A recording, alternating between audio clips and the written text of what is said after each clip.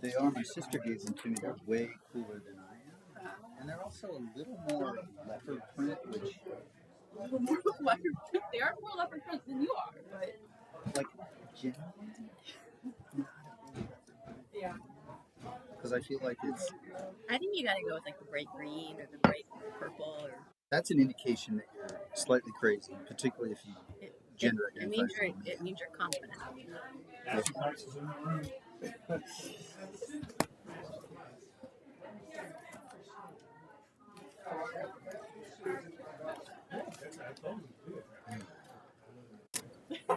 I think I'm going to take this from you. That's okay. That's fine. I may use it occasionally for me or for others. Mr. Clerk, I think that we are waiting for some sort of electron. Okay.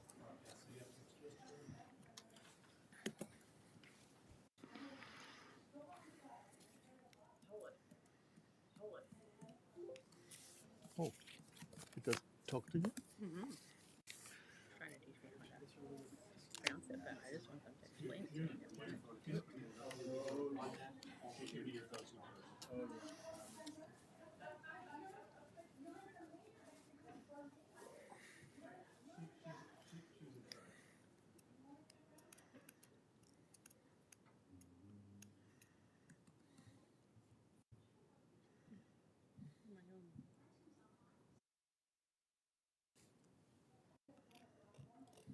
I didn't know June was here.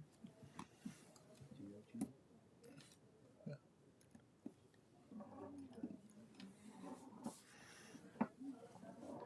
I got this.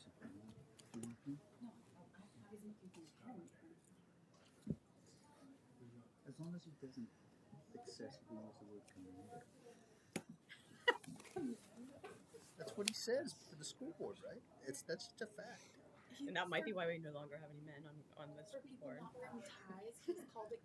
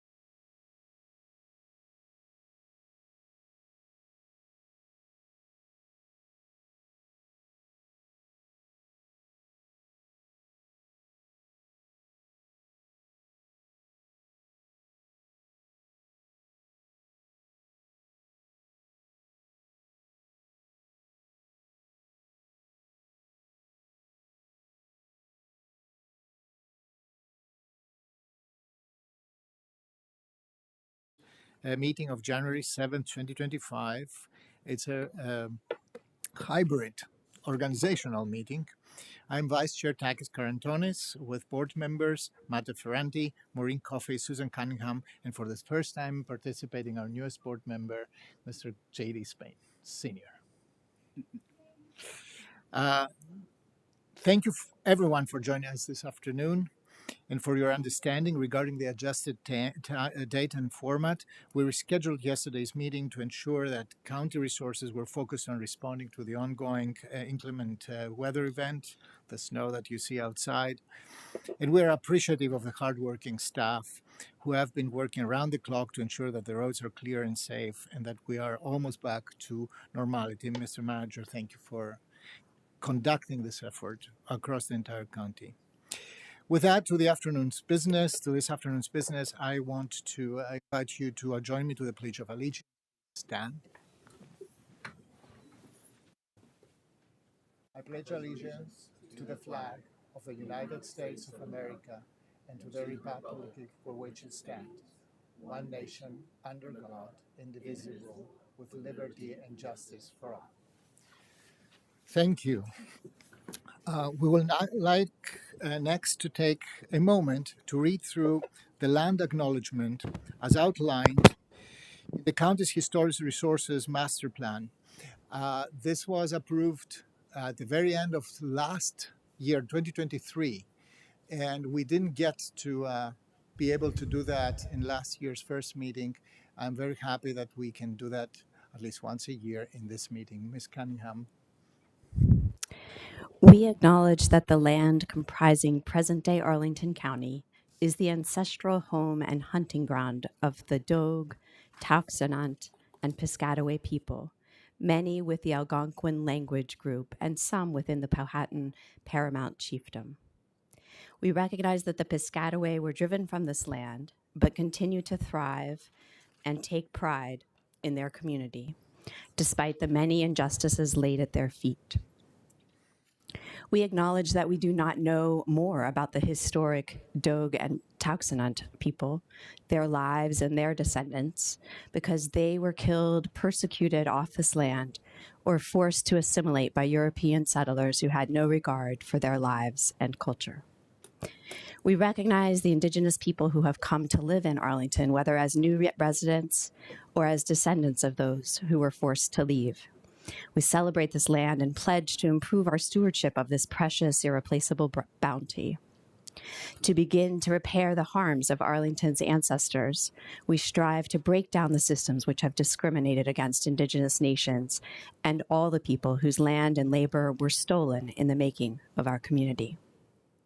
We acknowledge that the prosperity of what we now know as Arlington was built in large measure on the stolen labor of people enslaved and indentured on this land, including those of Indigenous and African descent, who were forced to work without adequate compensation, supporting the very system that oppressed them.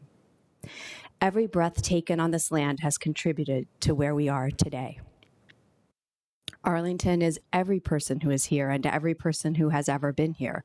We are grateful for that gift and will use it to work toward a kind, equitable, and sustainable community. We commit to making greater efforts to recognize and celebrate the lives of the Indigenous people who lived here before contact, since contact, and in the present day.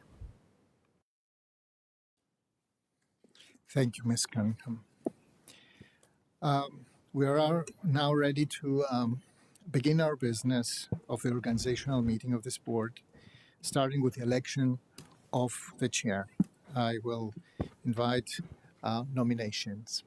Mr. Vice Chair, I would move to elect you, Takis Karantonis, as the chair of the 2025 Arlington County Board. And I would second that nomination. Thank you. And I accept the nomination. This is a very humbling moment for me, especially for somebody who's an immigrant. We need to vote on that. All in favor, please say aye. Mr. Chair, Yes. I'm eager to vote. I just want to say 15 seconds of comments, if that's okay. And I'm not trying to take It the is. motion, the movers. I would just say three thoughts about first thought, you are an immigrant, you have lived the American dream. And that is important to say out loud, I think, today. Three thoughts. You are relentless. Everyone in this audience today and those watching who know Takas know he's everywhere all the time. It seems that he doesn't sleep. And relentlessness is a great attribute. You are compassionate. Your comments with respect to sentient beings, when we were talking about the animal issues the deer issues that we're facing, you care a ton about everything. And being compassionate is a great attribute. You are pragmatic in addition to being idealistic. I think that pragmatism is sometimes overlooked. I don't think you compromise your ideals, but you are pragmatic, which I think is important. And that is part of what it takes to solve problems. Thanks. I'm sorry to slow things down, and I don't mean to steal the movers' thunder, but I did want to share those thoughts because your story as living the American dream is inspiring to me. Thank you, Mr. DeFerranti. Really, really humbling. I cannot overcome the emotional impact, so I will ask you for a vote. All in favor, please say aye. Aye. Aye. With that, the motion passes. I'm really deeply humbled by the result of this vote. I hope to live up. I hope to live up to the expectation of my colleagues. I will say later that I discovered here what collaboration means for public service. I know that I am accompanied here by absolutely exceptional public servants who really care about this town, about their resident, and about every single individual that is looking to us for leadership. The second order of business today is the election of vice chair. The floor is open for nominations. I want to take the initiative and nominate Mr. DeFerranti as vice chair of the Arlington County Board for the year 2025. I've known Matt for a very long time now. He has been an exceptional public servant. He has been chair on a very specific moment at the very beginning of my own career as an elected official. You were chair on January 6th, 2021. And this will be indelible in my memory.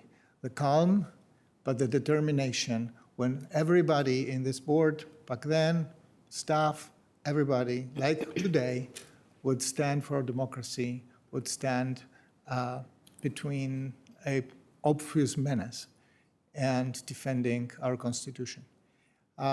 This is the number one. And the number two, you are the bleeding heart liberal who has been in all places that where need was there and answer from this government was needed.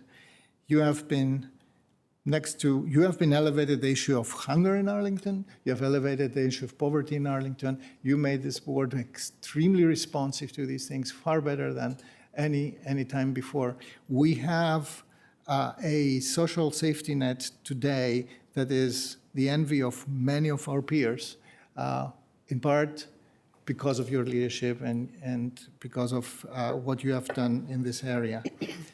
And so for these reasons, I will love to see you as the co-pilot in this year. We need a second. Mr. Chair, if I'm in order, I second that motion. Thank you, Mr. Spain. Colleagues, any comments? If not, then we... I will. Yes. Yeah, you know what I mean?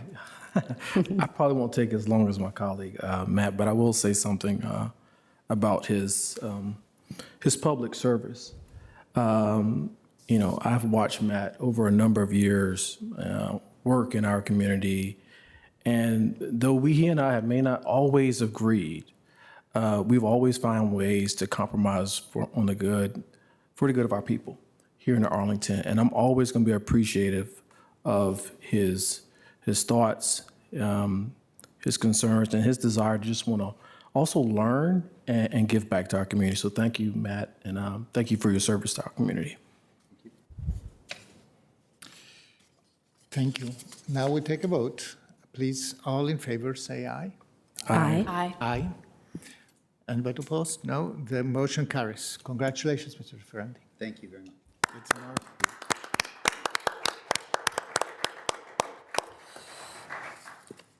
So the next order of business is the adoption of the calendar year 2025 County Board meeting schedule. You all know when we when we are going to be meeting. These are public hearings. I will invite a motion to approve the County Board meeting schedule as posted. Mr. Clerk, I believe this is already on our website, correct? Correct, and I'll pull it up on screen for you. And here. Oh, yeah. Let's wait for this to appear. Mr. Chair, while we're pulling that up, there are two, the staff report is brief, but there are two changes that we're implementing this year, just to say out loud. And as soon as it's up, I will stop filibustering, but I'll say we're moving the meetings to 9:30 in the morning from 8:30 in the morning so that we can be more cogent and so that we can have better meetings, frankly. Yes, our community as well as staff. It's 9:30 is, I think, can be a significant benefit. We're also changing our Tuesday meetings, the start of some of the administrative pieces from 1:30, from 3 to 1:30, and we're reordering so that we have greater certainty with respect to the closed session. So the schedule's up there. I move the resolution attached to the December 31st, 2024 board report to adopt the 2025 County Board meeting schedule. Second. Thank you, Mr. DeFerranti. Ms. Coffey, the motion is by Mr. DeFerranti and seconded by Ms. Coffey. All in favor, please say aye. Aye. Aye. Aye. And nobody, this is unanimous. The motion carries. The next is the adoption of the calendar year 2025 County Board meeting procedures.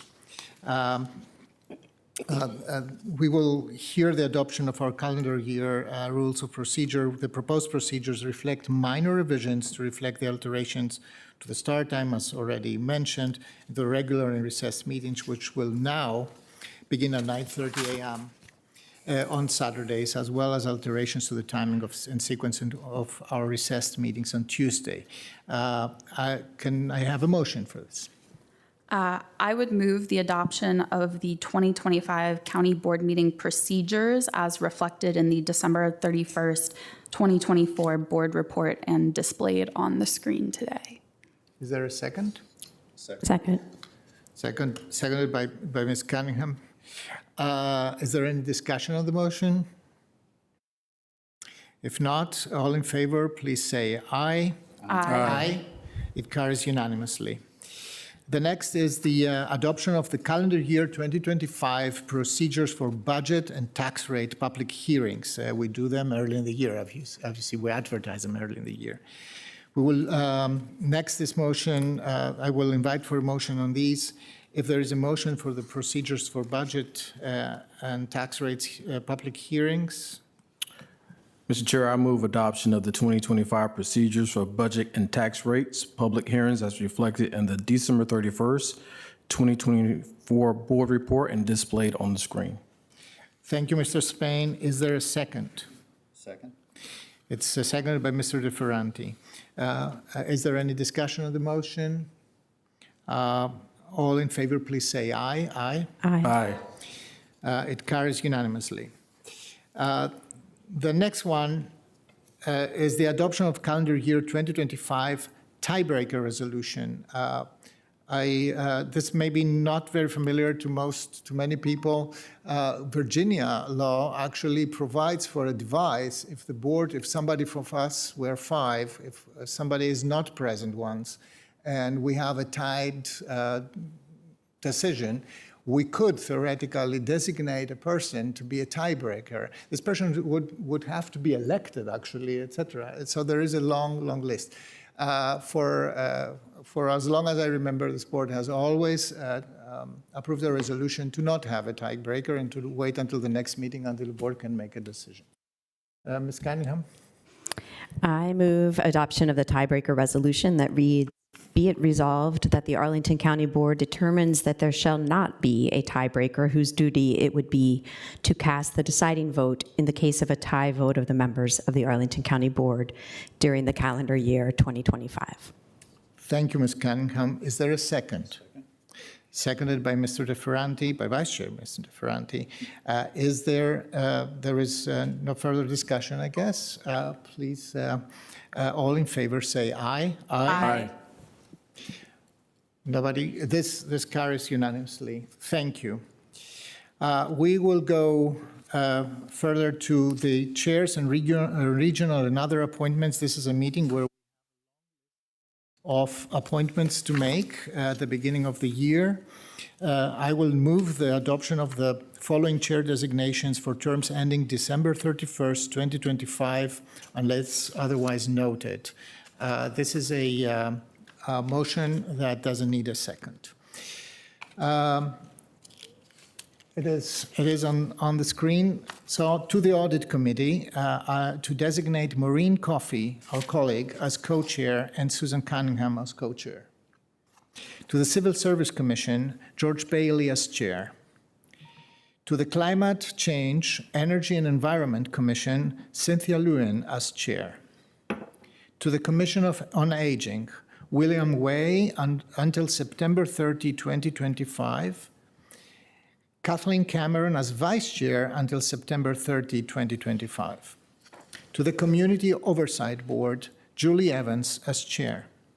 To the Crystal and Pentagon City Council, Michael Dowell as chair until March 31st, 2025, and Robert Vaughn as vice chair until March 31, 2025.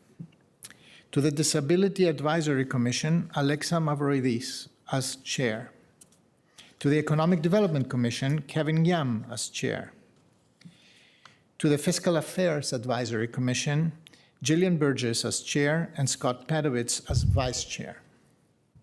To the Forestry and Natural Resources Commission, Carolyn Hines as chair. To the Housing Commission, Kellen Macbeth as chair and Katie Wenger as vice chair. To the Joint Facilities Advisory Commission, Stacy Snyder as chair for a term ending on May 31st, 2025. To the Partnership for Children, Youth and Families, Janetta Brewer as co-chair for a term ending on July 31st, 2025, and David Carlson as co-chair for a term ending March 31st, 2025. To the Park and Recreation Commission, Jill Barker as chair and Gary Shiners as vice chair. To the Planning Commission, Tenley Peterson as chair and Nia Bagley as vice chair. To the Technology Advisory Commission, John Burke as chair and Michael Kornfeld as vice chair. To the Tenant Landlord Commission, David Tim as chair for a term ending June 30, 2025. This concludes the chair's the appointments. The motion is on the table. Is there any comment? Or then we can proceed with a vote. All in favor, please say aye. Aye. Aye.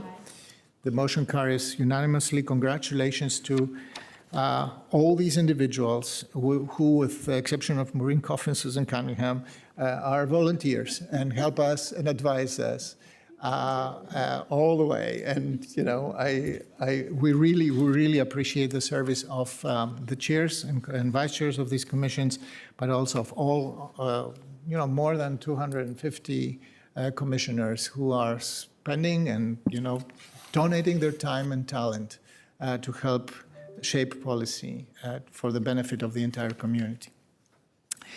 The next one are regional appointments. Mr.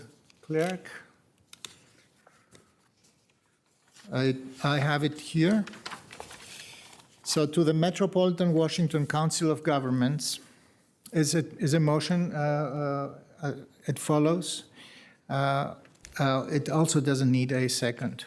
To appoint Takis Karantonis to the Board of Directors of the Metropolitan Washington Council of Governments, to appoint Susan Cunningham to the National Capital Region Transportation Planning Board, to appoint Julius D. J.D. Spain Sr. to the Metropolitan Washington Air Quality Committee, to appoint Susan Cunningham to the Climate, Energy, and Environment Policy Committee, to appoint Julius D. J.D. Spain Sr. to the Chesapeake Bay and Water Resources Policy Committee, to appoint Julius D. J.D. Spain Sr. to the Human Services Policy Committee, to appoint Maureen Coffey and Susan Cunningham to the Region Forward Coalition, and to appoint Matt Ferranti and Maureen Coffey to the Food and Agriculture Regional Member Farm Policy Committee.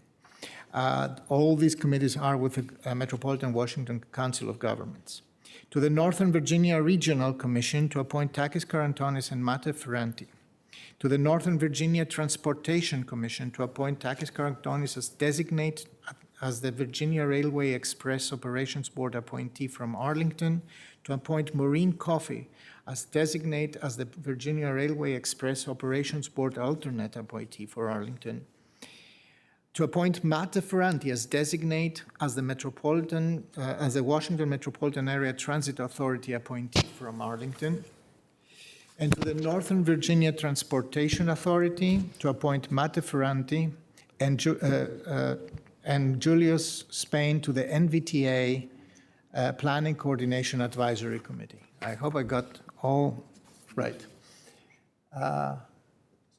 Is there any discussion on the motion? Please indicate your agreement by saying aye.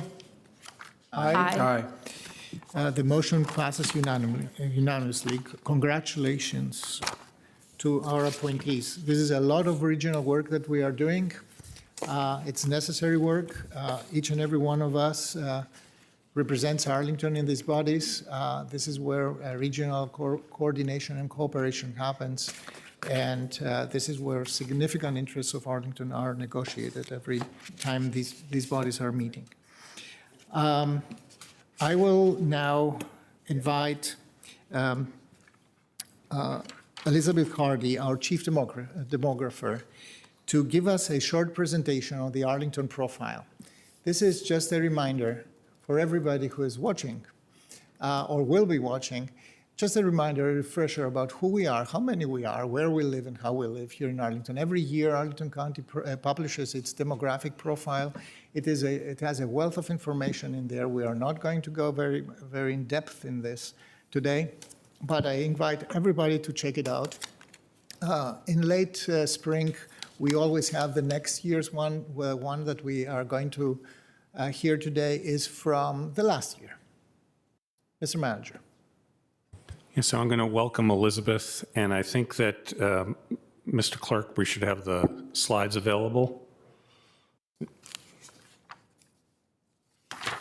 Okay, and this is actually, it's a very fun presentation, so over to you, Elizabeth.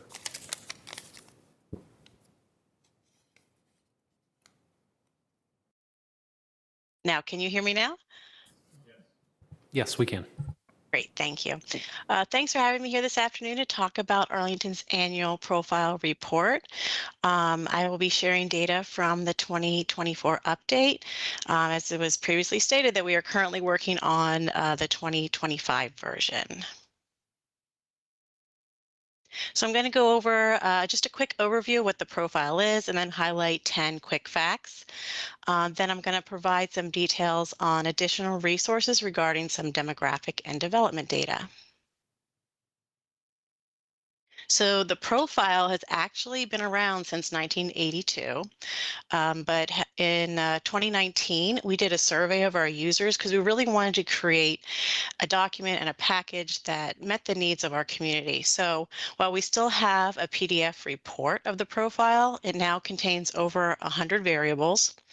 And those variables are broken down by different topics. So we have population, housing, households, employment, development, education, and several more topics.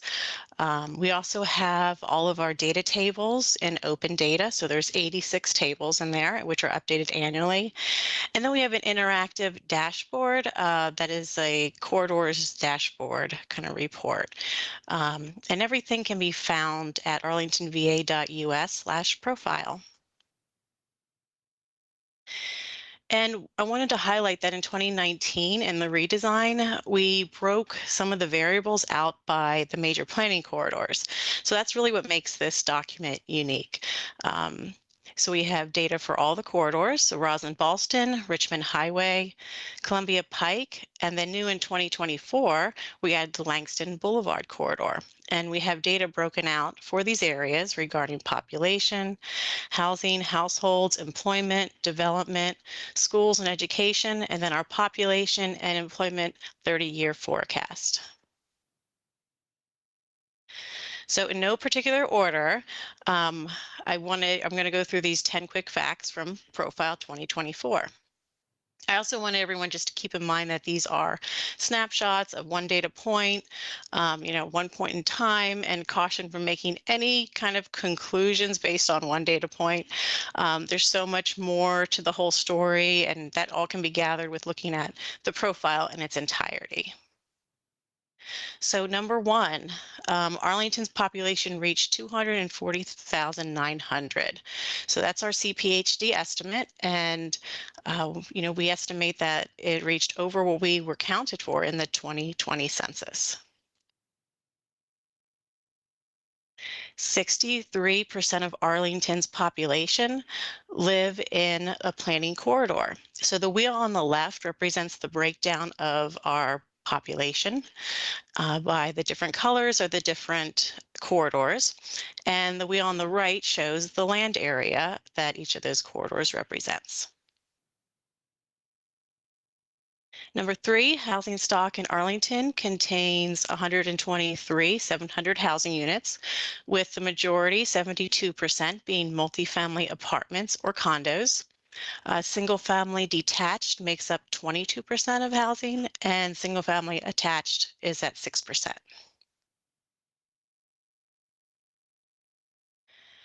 75% of households are occupied by one or two persons. So that's 3 out of every 4 households.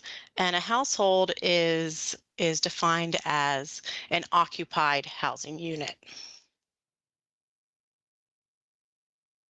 Over 162,000 of Arlington residents are in the civilian labor force. And I also put on here the unemployment rate, which you can see is rather low. Last time it was 2.1%, and that's the 2023 unemployment rate. 70% of all jobs that are based in Arlington are located in the planning corridors. I also put on here the Pentagon and National Airport because there are a lot of jobs, about 14% of jobs for the county, and that is not really in any of the planning corridors. So I wanted to call that out as well. Okay, number 7, 54% of development in the Richmond Highway corridor is for commercial use. So we define commercial use in the profile looking at office, retail, and hotel. And then anything that is a residential unit is considered residential. So apartment, condo, single family, multifamily, that's all residential. You can see that the rest of all the other corridors, RB, Columbia Pike, and Langston Boulevard, they have higher residential GFA percentages than the Richmond Highway corridor. Number 8, 49% of Arlington Public School students, grades K through 12, reside in Arlington's planning corridors. So the wheels look at the percentage breakdown by the school grade level. So we have elementary, middle, and high school represented in each of those wheels for the corridor.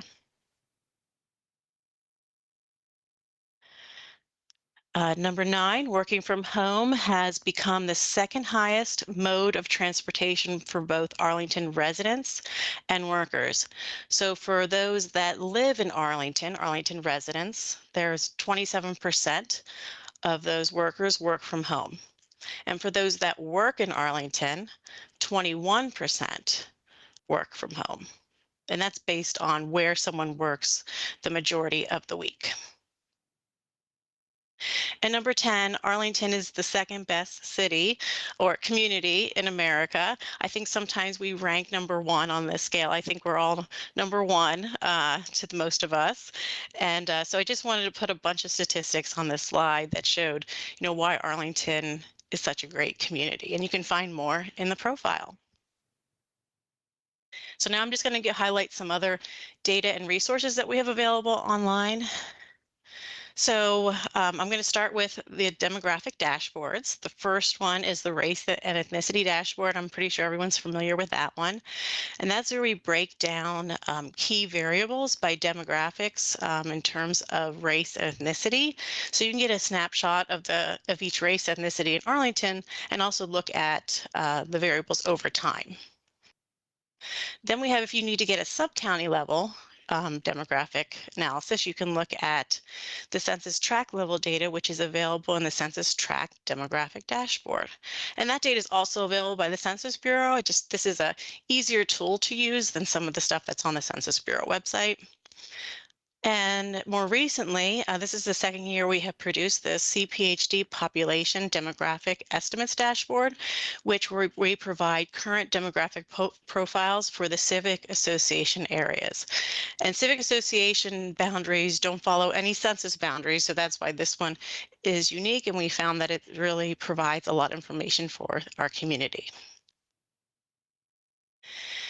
In terms of development resources, I'll start with the development tracking database that we have. This database started in 2000, so we have a lot of really great data following projects from county board approval to under construction, then to completion, and then one day ultimately demolished again. We put out quarterly and annual reports. We also have a dashboard and a project search tool. And then we try to do site visits and follow these projects. So we put some photos in a Flickr account, and also all the data is available on open data. And if you're looking for housing data, we have our master housing unit database, which is really stemming from recommendations that were made in the community facility study. It captures all the housing in the county. It gives some key variables such as unit type, owner, renter, occupied, which ones are committed affordable units, and this data is shared with APS on an annual basis for their student enrollment projections and student generation rates. And this is also available in GIS open data at that link on the slide. So Profile 2025 should be coming, if all goes well, April 2025. So I know you all are probably very excited for that one. But if you have any questions in the meantime, feel free to reach out to the research team, which is myself and Nicole Bowling, and we're happy to assist with any questions or requests. Thank you, Ms. Hardy. Yes. And I did want to note, because Elizabeth and I spend a lot of time with each other, especially around census, but she and Nicole, I match the two of them against any other planning and demography unit in the United States. They do a phenomenal job. Thank you. I was going to emphasize the same thing. I think as community members, we often wonder, are we planning for things? And has anyone calculated whether this is going to work out or not? And we have an exceptional team that has been able to answer every question I've been able to come up with and publish these, which Maureen thinks is hilarious. It's true. And publishes the data as well. So our very interested and data savvy community can also access it. So thank you all for all your work. And I would, in addition to all the thanks and recognition, I play with these dashboards very, very, very often. And there is a collateral benefit to that. After a while, you begin to see more connecting dots than just the data. You begin to feel the community in a very different way. It's an amazing insight, a window into Arlington every day. I really encourage everybody to do this often. Because this is really an amazing resource. So as the next one, it's the chairman's address. And that's me now. And I honestly, I fought against persistent writer's block on these remarks today. And I suffered a lot because I couldn't grasp that I would stand here and as an immigrant, as an Arlingtonian of 21 years, that I would be delivering this chairman's remarks today. No matter how well our previous chair, Libby Garvey, who I want to salute and thank for her service again, prepared me for this occasion, it feels still very unreal, and it's humbling and daunting. I said before, and I will repeat it now, I'm really deeply grateful to the trust and confidence, and frankly, to the collegiality and friendship of my colleagues. Because if there is something I learned to admire and to treasure about our county board, is that no matter what difference of view or opinion we have, we always have one thing in common, and this is Arlington and the service to our constituents. Everybody here on this side cares a lot about everybody on this side, and we know that this is reciprocal. So it's 2025, it's the end of the first quarter of the 21st century. It's kind of a milestone, and it invites to reflect on everything we have taken on as a community, and you have seen the data, what we accomplished together, and the challenges that lay ahead. In this meeting, customarily, the focus is on challenges, but I would like to briefly enumerate some of Arlington's accomplishments. We became a national reference of managing urban growth by connecting housing, transportation, and economic development, and doing more and better on less land while sustaining an enviable quality of life. We build an economy that attracts the most educated and talented. We proudly have one of the best public school systems in the nation. We balanced urban development with great public spaces and parks. We reacted early to the biggest challenge that humanity ever faced, which is climate change. We welcomed diversity and immigrants like myself, thus strengthening our community. We committed to a social safety net that is the envy of many. We invested in affordable housing and actively fought displacement and gentrification. We built a safe and healthy community, and we acknowledged our past, especially systemic racism and inequality, and started repairing the harm. As we matured, a form of governance, and that's more than just a form of government, which is based in participation and continuous civic dialogue and respect and civility. So, not surprisingly, this list of accomplishments is also a guide to the challenges we're facing today. And this brings me to my priorities for this coming year. Number one, economic and fiscal resilience. There is no way to sugarcoat the fact that the office vacancy rate is now a structural challenge. We need to rethink how we attract, incentivize, and retain businesses, especially small and medium businesses and startups, which speaks more to a long-term ecosystemic approach. At the same time, we need to recognize that the economic model that sustained Arlington over more than half a century, this 50-50 split of our tax base, has reached its historic limit. The swift completion of the remaining elements of the Commercial Market Resilience Initiative is among my highest priorities. That means removing barriers to reposition vacant buildings, being flexible, even if this means taking some risks, in converting and reusing these buildings is absolutely critical. There should be no doubt, though. Our most valuable assets are not our buildings, not even our businesses. Our most valuable assets, in my opinion, is our people, our uniquely highly skilled workforce. Retaining these professionals, attracting the high value-added businesses that employ them is our core mission. On to our budget. We will have to respond to the reality of a shrinking commercial tax base. A projected deficit, significant, around 30 million, is not sustainable. Neither is the currently projected deficit for the APS budget. So let me be clear. We cannot compensate for the declining commercial revenue with an equal increase in the individual tax burden. Thus, we will need to be frugal, strategic, and courageous, as we will have to reduce expenditures and stabilize revenues. This is difficult, but it's feasible, and without having to sacrifice our values. Number 2, responding to the climate emergency. 2024 was the hottest year on record. It was also Arlington's hottest year on record, and 10 out of the 21 years I lived in Arlington were the hottest years on record. So I look forward to adopting early this year a climate resiliency resolution on which I have had the pleasure of working with my colleague, Ms. Cunningham, and Ms. Fioretti, our climate policy coordinator.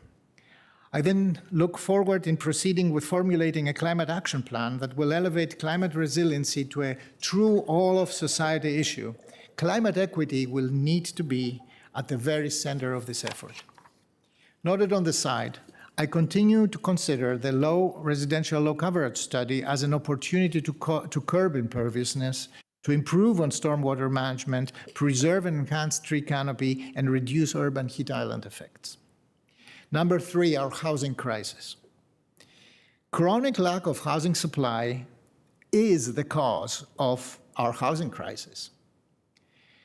While we continue to have a vigorous debate about how to solve underlying systemic problems, and I'm referring to zoning reform and land use, we should proceed with practical steps that serve the goal of offering realistic, attainable housing options to more people.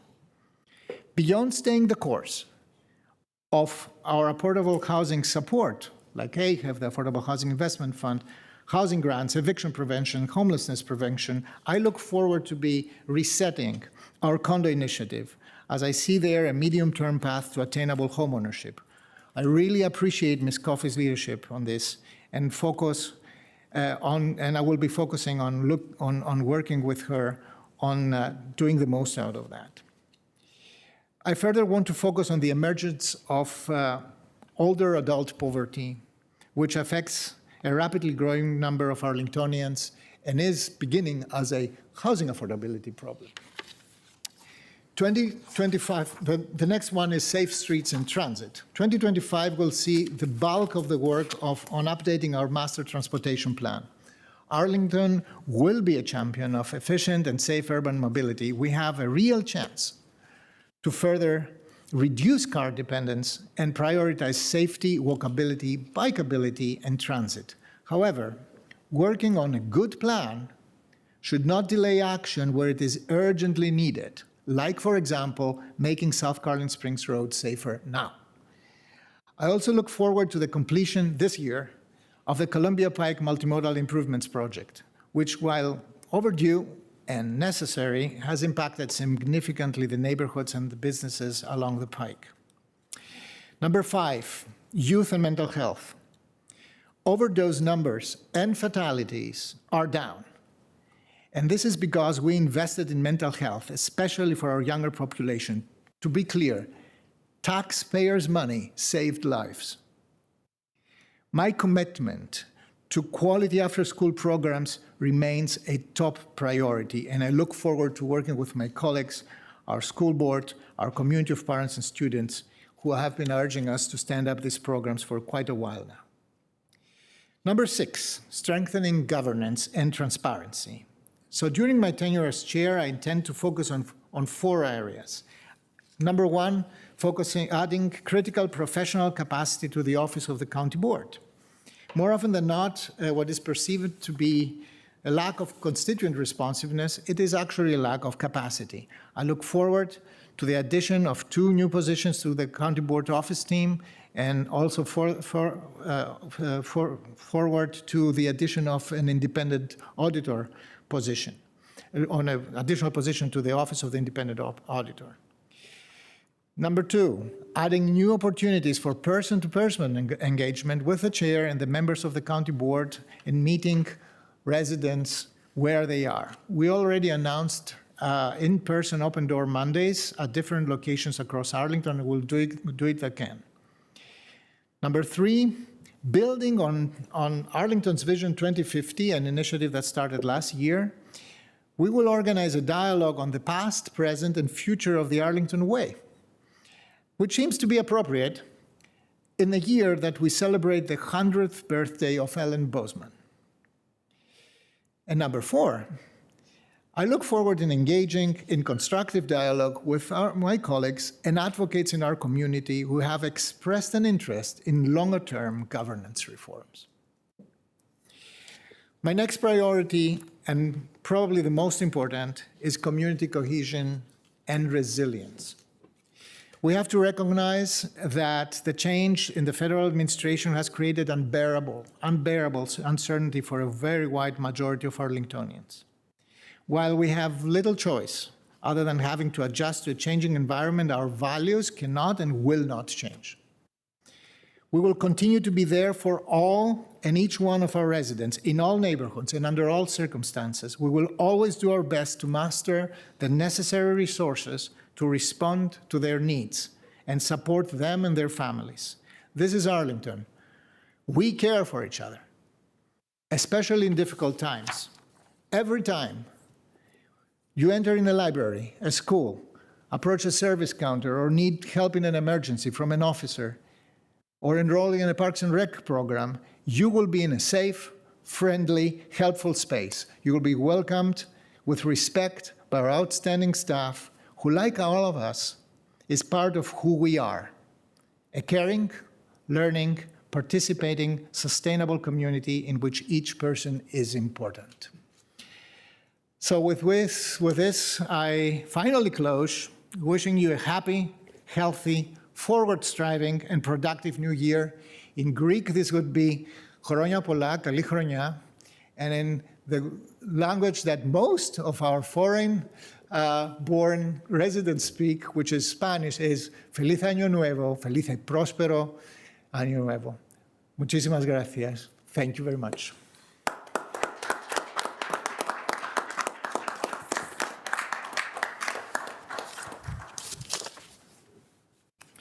Now to the next one.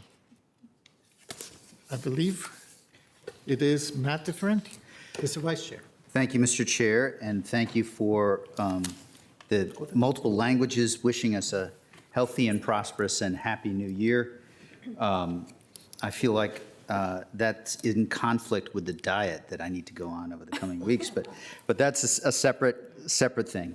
Good afternoon, everyone, and happy new year. Last year, I began my remarks by focusing on the urgency I felt and still feel to prioritize what mattered most in our community in light of being a new dad. This year, my daughter remains a joy and a source of motivation as I think about the future. But I'm also mindful that all Arlingtonians have major life events happening. I commit to doing my best to serve you. Here's what I want to spend my time on in 2025. First, we must serve the ideals at the heart of Arlington well. That means economic opportunity, compassion, inclusivity, and fairness. It also means, as you have said, Mr. Spain, being committed to both equity and to one Arlington. I look forward to working with you on those related priorities as I see it. Serving Arlington's ideals also means addressing the very real worries and concerns of our friends, families, and neighbors regarding the incoming administration. 4 years ago, on January 6, 2021, as Mr. Carantonis mentioned, as chair of the county board, I stood in my living room and talked to Mr. Schwartz and considered whether to order a curfew to protect Arlington residents. We received about 300 emails in 2 hours that afternoon. We never get that many emails in 2 hours. Yesterday, the Vice President certified the results of the election without delay or any drama. We must act within the integrity exhibited yesterday to preserve our democratic process. Specifically, we should do all we can as local government to protect our residents from federal actions inconsistent with our ideals. When we hit our limits, which as a local government we may and probably will hit, we will work with state or federal partners to ensure our community's voices are heard and lives are respected. Second, through mid-April 2025, as Mr. Carantonis mentioned, we will be working on a difficult budget. Later in January, we will find out if the decrease in the value of our office property tax base will lead to the county manager's projection of a $30 to $40 million deficit. Like last year, our tax base is more office than any other locality in Virginia. So our budget challenge will be more acute than other localities in Virginia and Northern Virginia. What's different about this year? What's leading me to say this is going to be a different challenge? Our staff has provided us with evidence that office valuations are down more than 10%. That's a conservative way of describing it. These estimates are more specific than last year, frankly. Further, in 2024, new construction from a few key companies led our property tax revenues to increase at the end. That is not likely the case in 2025. Finally, this year is different in part because our public safety employees, which are critical to our community, have been part of a county manager-led with county board approval conversation for ongoing funding to address the needs of our police, fire, and sheriff's office. I would align with the commitment to do all we can while balancing our competing priorities and the work that has already been started. As we consider this year's difficult budget, I commit to prioritizing the services and investments we need the most, to consider our equity resolution as we make decisions, and to being fiscally responsible. Third, there are some policies that I'll tick through quickly in an effort to keep my remarks under 7 minutes. Our economy, housing, schools and young people, climate, hunger, transportation, and equity. I'll try to be brief on each. We talked about our office vacancy rate as high as it's been in decades. The statistics from Ms. Hardy indicate that we have a large percentage of Arlingtonians who are working from home. That is a paradigm shift that impacts our offices. We must invest our time and energy in structural changes we need. We have an extraordinary workforce, Fuse at Mason Square, Amazon, tourism, a great place to live, great schools, great transportation. These are economic advantages, but we still have to make the hard choices to evolve economically. On housing, my two key priorities amongst many, and I'm thrilled that colleagues all are committed on housing, are homeless services and homeownership. About 7 or 8 years ago, I worked for Habitat for Humanity, and I had the honor of sitting next to Jimmy Carter for 35 minutes for lunch. Talk about a humble, great person. He sort of shared how he had never lived in a home for more than a year until the White House. It was a special conversation. But Habitat's commitment to low and moderate income homeownership is part of who Jimmy Carter is, and because I worked for them, and also because it's the right priority, it's something I'm eager to work with Ms. Coffey as well as others on the board on affordable homeownership. Homelessness has increased. We have to address homeless challenges. That means in our budget, we should be focusing on those most in need, and preventing homelessness is an area I really look forward to working on. Eviction prevention, because both our hearts and our heads, our wallets make more sense if we prevent evictions in the first place. And Ms. Cunningham and I, we've already started some work. We need to pick it up. Not that we've slacked, but we need to pick up that work and work on it in the budget period. Our schools and our young people. We have a couple of advocates who aren't shy about sharing their thoughts in the audience today. This is something I'm committed to working on. I started my career as a teacher, so schools are important to me for sure. We have a structural budget deficit. We have to work with our school board superintendent, our manager, as well as our county board to close that deficit. On after-school programs, last year we fought for ongoing and one-time funding. This year we need to work with advocates and our staff to systematize the work. I do not see this as a pilot. This is a new and permanent form of business that I believe we need to invest in. How we invest in this budget is a question of detail that we'll have to work through. On climate, really appreciate the resolution that Ms. Cunningham and our chair, Mr. Karantonis, are bringing forward. I want to thank Manager Schwartz for making changes in 2024 to position us to move forward this coming year. I remain committed, not a surprise, to electric buses. I also this year will engage in outreach to our residents in our faith community to do climate work locally, because local work will be the primary, and I say primary, perhaps exclusive, but primary source of the change we must have to address climate. On hunger, AFAC has reported skyrocketing need this year. We must respond to this past year's spike and continue to build the infrastructure to better address hunger. On transportation, I'm grateful to serve on DMV Moves. Thank you to several of you on the board and Mr. Chair, Mr. Karantonis, for helping me have the opportunity to serve on that group. We face a deficit in metro funding, not this coming year, but next year, fiscal year 2027, that is existential for our community and existential for the region. I plan on helping meet the challenge of long-term dedicated funding for transit through that work. On equity, I'm fully committed to bringing a more equitable remain fully committed to building a more equitable Arlington. We have to be persistent on this. Just because it's 2025 and not 2020, we can't quit. That will mean working through the Community Criminal Justice Board on the interception points where we can appropriately divert people from jail and better address our mental health and substance abuse challenges. And I promise I wrote that before you guys showed up at the meeting. There are other equity challenges, digital equity, childcare. I would like to be a good supportive helpful actually with you, Ms. Coffey, and consumer protection through towing policies that serve our residents and our local businesses equitably. Finally, to best serve our community over the years ahead, I believe we should engage in a conversation and ultimately a county board-directed citizen-led commission on how we should best be governed. Speaking for myself as one member of the board, we would benefit from that work and from analyzing what has worked and what will serve us best going forward. The time we have and the opportunity to serve you is precious. I commit to working with the urgency you deserve.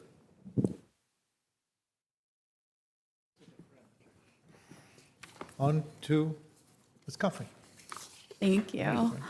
Hi, everyone. I'm so happy to be here, though it is quite hard to believe it's already been one full year on the board. And here today, I can't help but feel different from last year. Different because I've done this quite a few times now. I'm not super nervous about being able to turn on the microphone correctly and be heard and talk so that everyone can understand what I'm saying. And I know far more sitting here today than I did 1 year ago, but also different because a lot of the context has changed since last year. We have new, though somewhat familiar challenges that we're going to have to work through. The national and international political situations are tense and uncertain. We are worrying about our jobs, our economy, our values, and for some in our community, even our lives. And it is a heavy moment that has made me think a lot about this position of power and our role as we embark on the year of 2025. There are going to be so many things in the upcoming year that we do not like or want or agree with. There's only so much impact and influence that Arlington can have outside of our boundaries. And I'm really grateful that we get to work alongside folks who will fight for us in the other venues that really matter. Representative Beyer in Congress, our entire General Assembly delegation, they're pretty great. But in feeling quite helpless to change what's happening across the river, I am also reminded that we have a job to do right here. And our job is Arlington County. Some of you may know I've played a lot of sports in my life, and one phrase that has come up from almost every single coach I have ever had: control the controllables. Whether it is bad weather, a bad call from a ref, an injury to one of your most important players, you're not gonna change those things, but you can change how you react, how you conduct yourself, and how hard you work to respond to it. You can strategize, you can communicate, you can focus on discipline, and you can prepare for what's coming next after that. We are going to have moments this year that are going to be infuriating and heartbreaking, and decisions that are going to range from uncomfortable to seemingly impossible, because we have a lot of challenges that are just not within our control. It's my goal as a board member to stay focused on controlling the controllables. The work of Arlington County goes on. We have nearly 250,000 residents to serve who need us to be at our best. We are not going to be able to fix every problem, and so we need to get very clear on what we can do and stay focused on doing that work well. To be clear, we are not forsaking our values or our neighbors. It is very much part of what we can control to work with our regional, state, and federal partners to change, improve, or mitigate as much as we possibly can. This community chose the 5 of us because we believe in protecting the rights of everyone in our community, including LGBTQ folks, immigrants, including prioritizing resources for those who are most vulnerable. But we can't change what others are doing, even when we vehemently disagree with it. And we need to protect the 240,000 people who call Arlington home. Figuring out how we do that is not quite a simple feat. We live in a very diverse community filled with different generations, different points of views, different lived experiences. Having some more honest conversations with people in different parts of our community will help us all learn about how many different perspectives there are on the different priorities that exist in Arlington. Truly successful engagement doesn't mean everyone always agrees on everything at the end. And I know that can be really uncomfortable because we want to get to a point where everyone feels good about the outcome. Working towards commissions and advisory groups that represent the full diversity of our residents, creating more opportunities to hear from people organically about what's going on in their lives, and helping people to understand the value of local government, what the county can do, what we can't do, is going to serve us all well, regardless of what else is happening outside of our county. In terms of what we can control, I see our job as investing both in the right now and in the work that's going to make us successful in the long term. As has already been mentioned, we are headed towards a really tough budget year that is going to force us to look at choices that none of us particularly want to be making. My goal is making sure that those hard choices do not disproportionately hurt those who are already hurting in our community. We know that the 2 greatest challenges facing our community are the cost of living and mental health.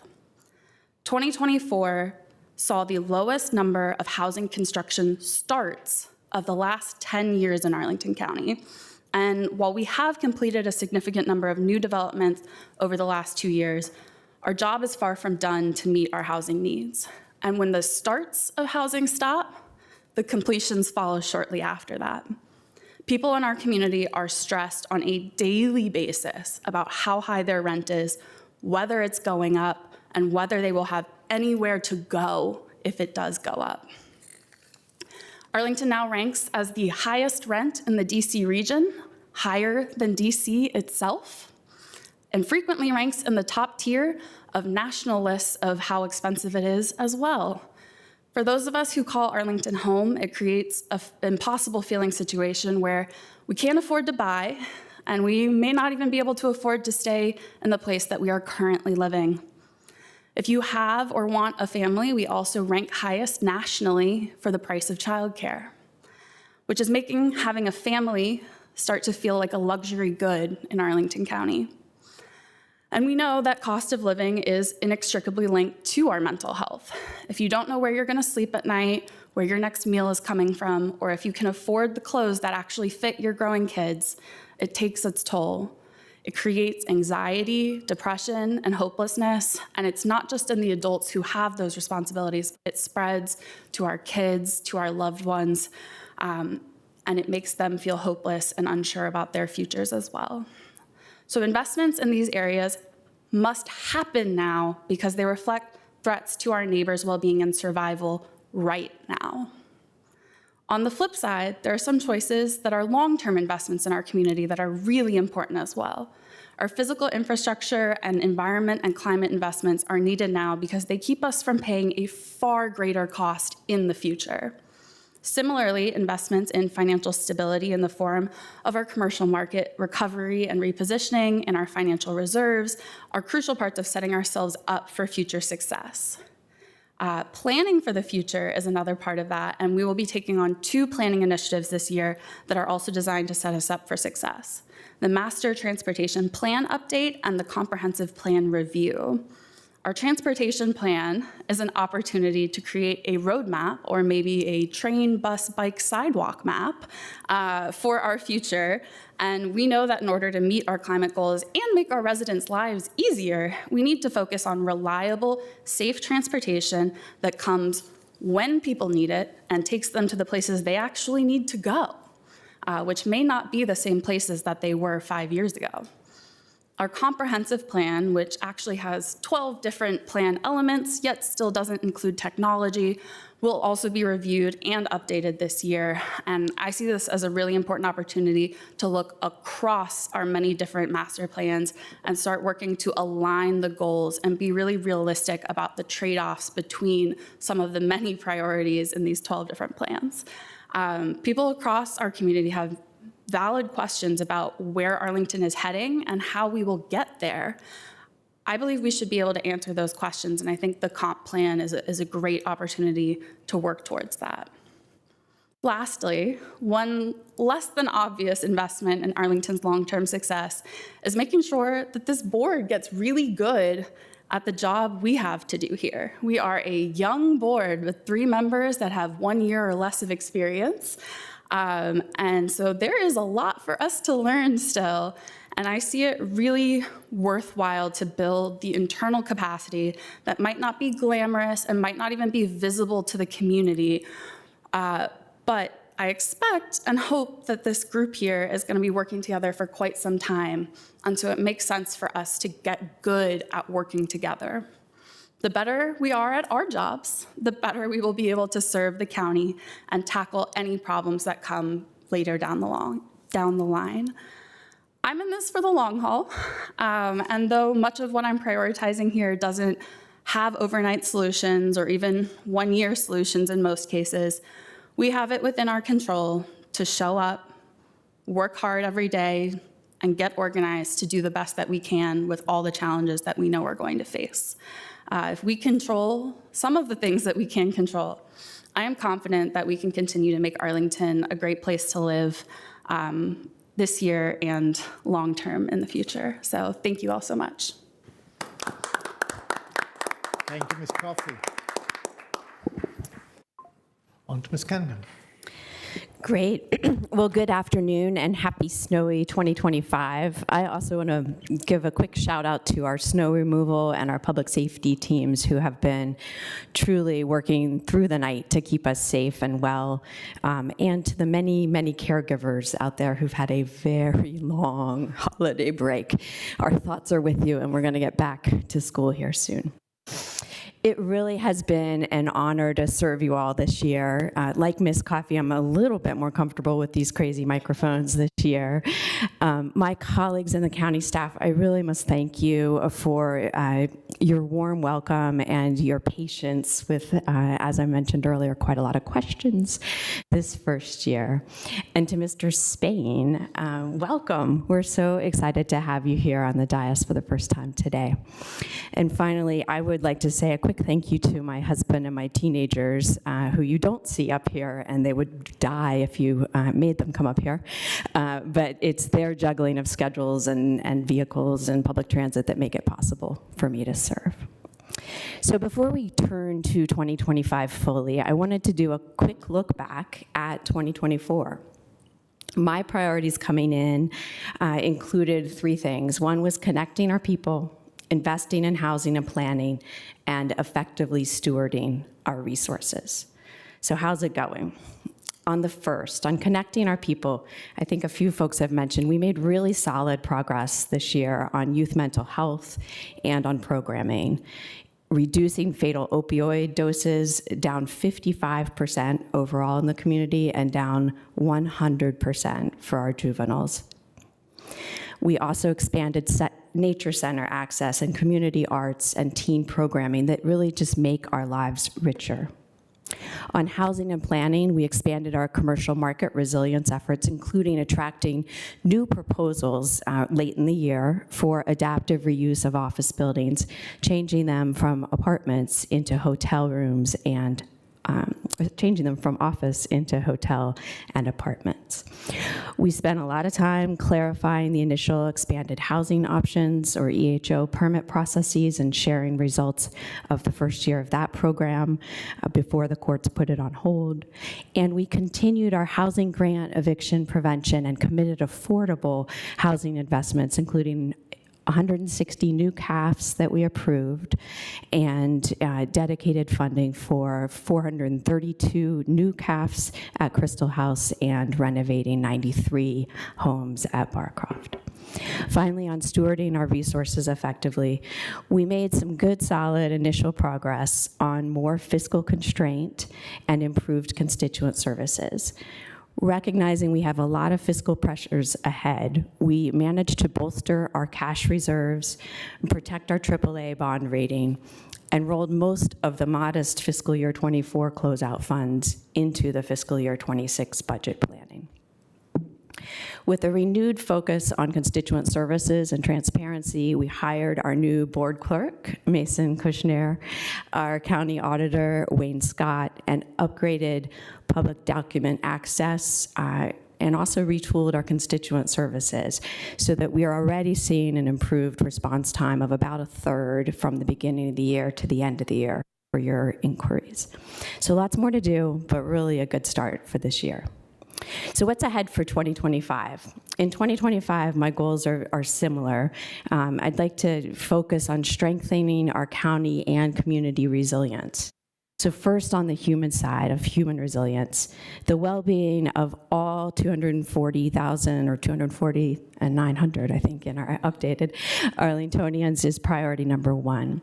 For our youth, that means a balanced schools budget, mental health and after-school programs, and developing a youth strategic plan for the whole county. And for our most vulnerable neighbors, that means working with community and regional partners to meet very quickly evolving needs, especially for those potentially impacted by new federal policies on employment, immigration, or social services. Second, on housing and climate resilience, we all need a stable place to call home, safe from climate impacts. And Arlington has been a leader here, but there is much, much more work to do, as several of my colleagues mentioned. First, on preventing housing displacement. While rare amongst our DMV peer jurisdictions, we are in fact on our way to exceed our overall regional housing supply goals by 2030. And we continue to make strong progress on preserving and expanding our deeply affordable homes, but we need to keep at that, and we have ground to cover.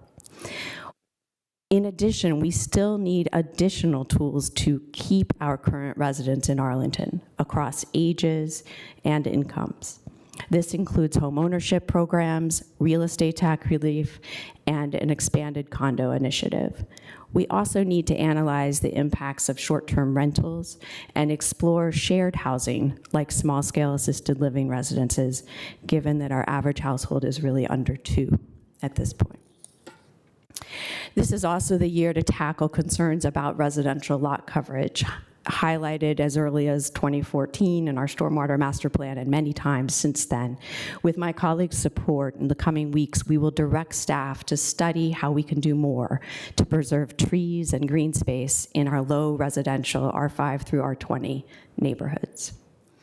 And on climate, we have the climate resolution and climate action plan. We will use those to deepen our commitment and action on climate mitigation and adaptation, bringing together staff experts and residents and businesses and academic and community partners to move the needle.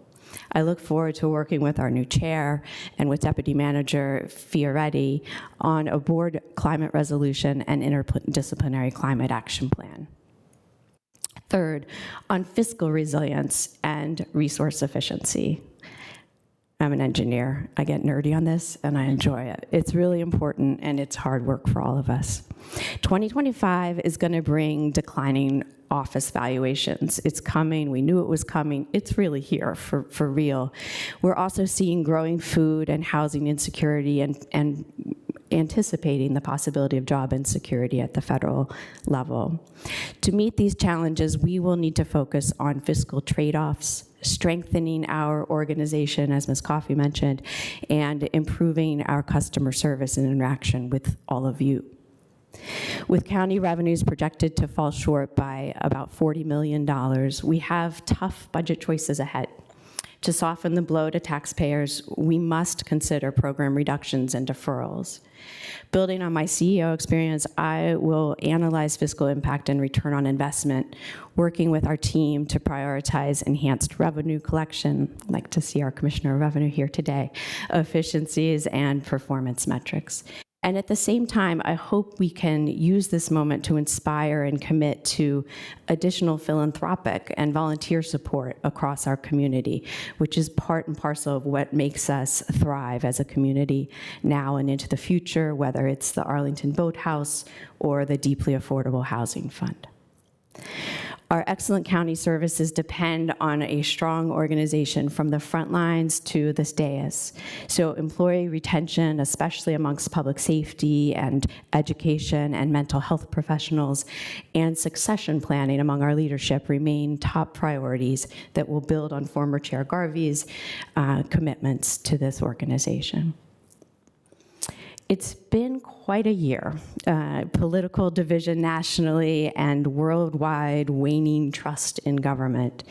And so we must continue to be focused on building trust here in Arlington, from customer service and transparency, leveraging audits, performance metrics, and document access. Woo, exciting things. To reopening our truly open door Mondays, not just open virtual door Mondays, hearing from our diverse community members, and rebalancing our commissions to reflect our whole community.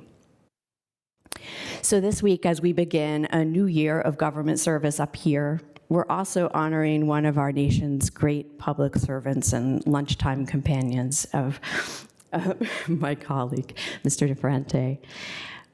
President Jimmy Carter was the first president I really remember at all, a fellow engineer with Southern roots and a real leader on environment, human rights, health, and affordable housing. He listened, studied, and then acted his conscience, both as president and in the many decades that followed. His wife, Mrs. Rosalind Smith Carter, was right beside him, too, asking questions, building houses, advocating for major transformation of the mental health care commitments, and reinforcing that moral compass on the shoulder all the time, I'm sure. So our world is better for their shared century of service and example. As we step into 2025, amidst division, uncertainty, and challenge, I'm sure that President and Rosalind Carter would remind us each to reach across difference and be the community we mean to be. I look forward to doing just that, working with each of you to build a resilient, connected, and thriving Arlington in 2025. Thank you.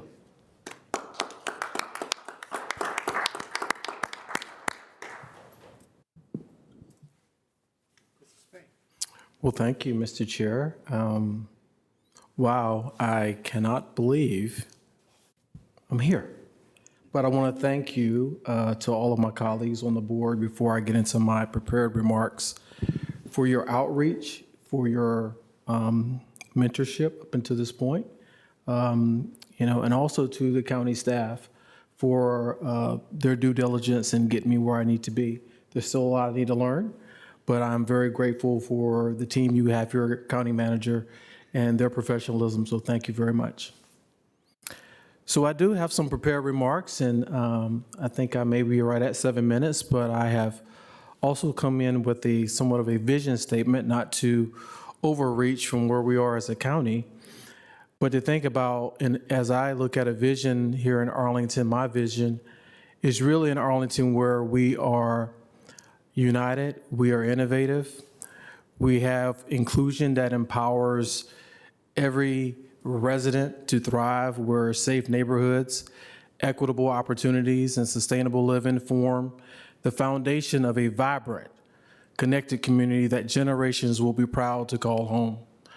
That is somewhat of my vision for Arlington. So to my members, my colleagues on the board, and members of the community, when I first ran for office, I chose a theme called We Are One Arlington because it embodied a vision of unity and shared purpose. It was more than just a slogan. It was a promise to engage every resident regardless of neighborhood or socioeconomic status. Today, I reaffirm that commitment as a member of your county board because I believe together as one community, united by collective aspirations and shared responsibilities, we can do so much. You've heard 30 million, 40 million, but as we approach a challenging budget cycle, I look forward to working alongside my colleagues to engage and ensure that our financial decisions reflect Arlington's core values of equity, opportunity, and sustainability. Our focus should be on maintaining prosperity while addressing the needs of all residents. Many of you may know, many of you may not know that I have over 30 years of diverse leadership experience, spanning government, the nonprofit sector, academia, and I want to believe that I bring a results-driven approach to leadership, which has been recognized for my decisiveness, but also my empathy and commitment to innovation. I pledge to each of you here in this county that I will focus on fostering collaboration, listening intently to stakeholders, and driving bold, impactful actions. While these initial months of me being on the board will be dedicated to understanding the internal dynamics of our local government, my priorities for advancing in our community are well defined. Public safety, a foundation for progress. Public safety, my friends, is the cornerstone of our aspirations as a community. Every Arlingtonian deserves to feel safe, secure, irrespective of their race, their age, their disability, their gender, or sexual orientation. Achieving this requires innovative prevention measures and unwavering accountability. So this is what I'm going to advocate for. Increased investment in safe streets and restorative justice programming. Enhanced staffing and resources across local government programs and functions. Transparency and community oversight to foster trust in our law enforcement. Neighborhoods, my friends like Green Valley, have waited decades too long for action on safety concerns. There has been reckless behavior disrupting our neighborhoods, and this is unacceptable. And I will push for sound, decisive leadership to address these issues. I'm also committed to examining and enhancing recruitment practices and pay structures for our first responders. Local residency incentives, such as increased housing stipends, could encourage first responders to live and work in Arlington, strengthening our community ties. Together, I believe we can create a safer, more just Arlington for all. Supporting our youth, public health and education. Public health and education are cornerstones of a thriving society. While Arlington allocated $1.5 million last year for after-school programming addressing youth health challenges, including the drug epidemic, funding is just the start. I will work alongside my colleagues to ensure these programs are robust, long-term, and responsive to young people's needs. Our youth deserve safe spaces to learn, grow, and thrive. I also look forward to collaborating with the school board to ensure students and educators have the resources they need to succeed. Housing attainability, meeting our growing challenge. The housing crisis impacts every corner of Arlington, my friends. While awaiting the EHO appeal outcome, we must act. I will collaborate with my colleagues and county manager and the staff to incentivize housing development that serves all Arlingtonians while preserving the neighborhood character.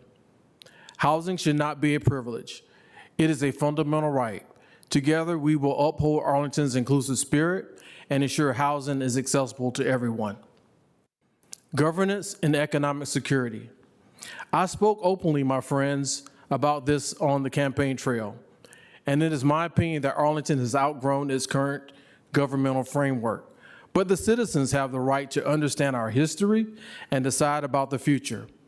I support a public conversation about the future initiatives to include establishing a county board-directed commission. This commission may be composed of diverse stakeholders, community, nonprofit, faith-based, business, etc., but they should review and thoroughly analyze our government structure and make recommendations to this board if it remains suitable for a population of over 240,000 people. The Adaptive Reuse Initiative approved in 2024, converting outdated office buildings into multi-use spaces, is a promising step. I will continue to work with our colleagues to continue addressing commercial vacancies and foster economic growth along these two areas, Columbia Pike and Langston Boulevard. Environmental stewardship, a lasting legacy. Ensuring the tree canopy program has the funding it needs to meet our tree canopy goals is non-negotiable for me. Trees are vital to our ecosystem, climate resilience, and sustainability efforts. Preserving and expanding green spaces must remain a top priority. In closing, the challenges we face are significant, but so is our collective capacity to overcome them. We are one Arlington. It's more than a slogan. It is a call to action. It should remind us that our strength lies in our unity, our diversity, and our shared commitment to a brighter future. I invite you to join me and my members on the board in this mission. Together, let's listen more, innovate boldly, and work tirelessly to build a community we all are proud to call home. Thank you.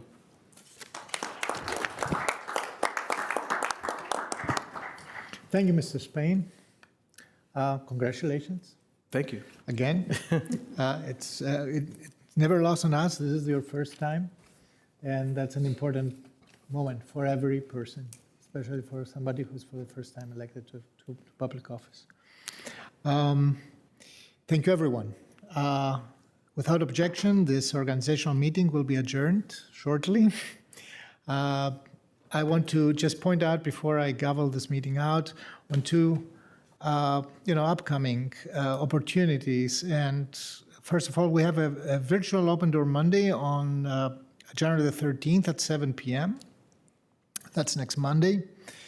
Our next regular meeting will be on January 25th, 2025 at 9:30 p.m. here in AM. Sorry, yeah, that was not AM.